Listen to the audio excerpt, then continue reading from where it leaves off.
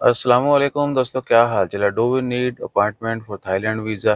اس طرح کے comments messages لوگ پوچھتے بھی ہیں، تو بھیجان تھائی لینڈ ویزا کے لیے بھی اپائنٹمنٹ چاہیے۔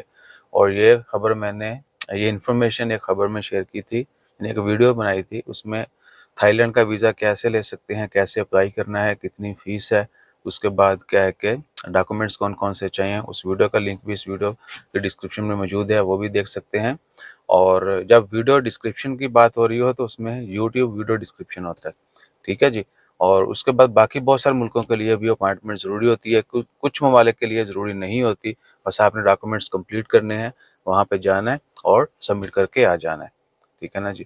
اور تھائی لینڈ کے لیے فنگر پرنٹ نہیں ہوتے، بھائی نے لکھا تھا، انہوں نے کمنٹ میں لکھا ہوا ہے کہ جی کمنٹ ہمارا نہ دکھائیے گا، چیک کریں، سوری میسج میں، ٹھیک ہے۔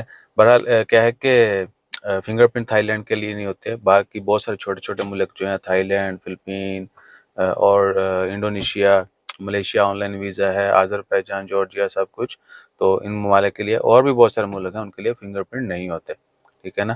بس آپ کو ڈاکومنٹس کمپلیٹ کرنے ہیں اور سبمٹ کر دینے۔ تھائی لینڈ کے لیے نیکسٹ ڈے بھی مل جاتی ہے، سیم ڈے بھی ہمیں اپائنٹمنٹ ملی ہے، اور ودن 2-3 days تو مل ہی جاتی ہے۔ آج آپ سارا کچھ آن لائن ان کو ای میل کریں گے اور آپ کو اسی دن یا اگلے دن جو ہے رپلائی آ جائے گا کہ جی فلاں ڈیٹ کو آپ آ کے، اور اس میں ٹائم بھی ہوتا ہے، لیکن ٹائم یہ نہیں کہ اسی ٹائم جانا ہے، آپ اس دن جا کے جو ہے وہ سبمٹ کر سکتے ہیں ڈاکومنٹس، اور نیکسٹ ڈے آپ کو اسٹیکر کے ساتھ پاسپورٹ مل جاتا ہے۔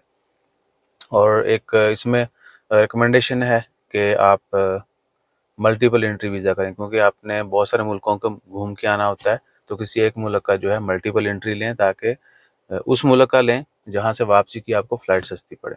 اور اس کے لیے آپ کو کاؤنسلنگ کی ضرورت پڑے گی، مشورے کی، ٹھیک ہے نا۔ آپ ہم سے مل سکتے ہیں اور باقی جگاڑ بھی سیکھ سکتے ہیں۔ جزاک اللہ، اللہ حافظ۔